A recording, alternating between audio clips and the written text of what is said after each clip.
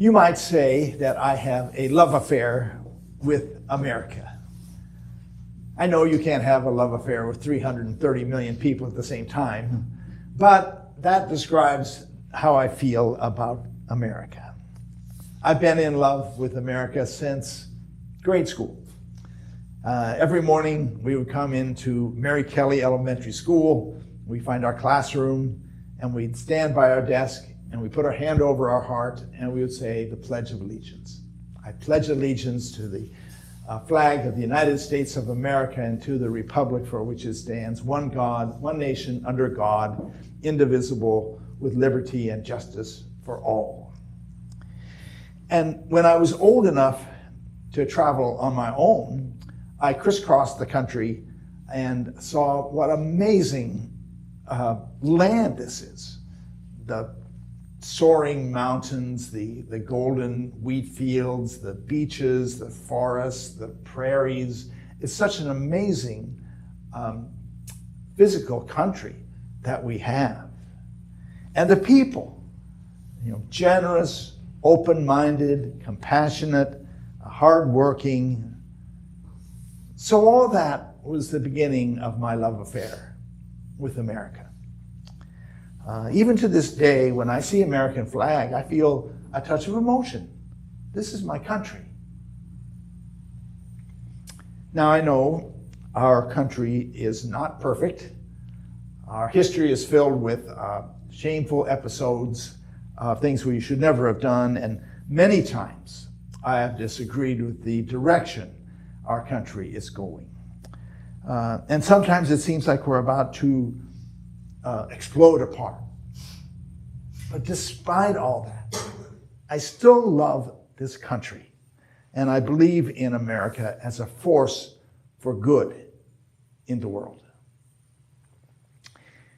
In the year 1630, a long time ago, at the very, very beginning of our country, a man named John Winthrop was on a ship crossing the Atlantic to America with other Puritans to establish the Massachusetts Bay Colony. And on the way over, he wrote a sermon in which he reminded people that in order to be successful, they must love God and love one another if they were going to succeed.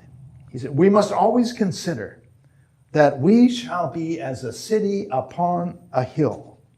The eyes of all people are upon us." And that reference comes from the gospel, Matthew 5:14, where Jesus says, "You are the light of the world. A city built on a hill cannot be hidden."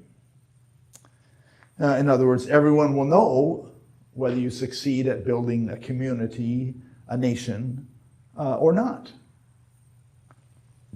And many American presidents have used that image of the city on the hill to describe America. In 1961, President Kennedy used the phrase at a speech at the beginning of his presidency to describe the task ahead of him. He said, "Today, the eyes of all people are truly upon us, and our government in every branch, at every level, must be as a city upon a hill." And President Reagan, just before he was inaugurated, said in a speech, "I have quoted John Winthrop's words more than once on the campaign trail this year, for I believe that Americans in 1980 are every bit as committed to that vision of a shining city on a hill as were those long ago settlers." So this idea of America as a beacon of hope has been with us a long time. We even have a prayer in the prayer book for Independence Day that says, "Lord God Almighty, in your name the founders of this country lit the torch of freedom for nations yet unborn." And we all know that the Statue of Liberty holds a torch of freedom high above the harbor of New York, as if to say, "Welcome to America, the city on the hill." So this idea of a shining light comes from even further back in the Bible, further than Jesus. In our Old Testament lesson today, the prophet Isaiah is speaking for God. And God says, I am the Lord. I have called you in righteousness. I have given you as a covenant to the people to be a light to the nations. And so Isaiah was trying to remind people that they were the people of God. God had called them out of Egypt to come into this good land. God had made a covenant with them to establish a nation of justice. And even though they were in exile, they were still the people of God. And God was still calling them to be a people of justice. Not for themselves. God didn't just choose them for their own good, but God chose them to be a light to the nations. I am the Lord. I have given you as a light to the nations. In other words, through the people of Israel, God would show the people of the world what the justice of God is, and so that people might turn to God. Well, I don't think it's too much of a stretch to say that America is the new Israel in this time. Ever since the beginning of our country, we've seen ourselves as this city on a hill, this beacon of hope. We left behind the old medieval system in Europe. No more kings, no more lords of the manor, no more serfdom, no more toiling away forever, no stifling of opinions. In our country, we will be a free country where we have an elected democratic government that's responsible to the people. We will have a constitution that guarantees our rights and guarantees the rights of all people, black and white, rich and poor, men and women. And we'll have equality of opportunity so that anyone who wants to work hard can get ahead. We will be that city on the hill.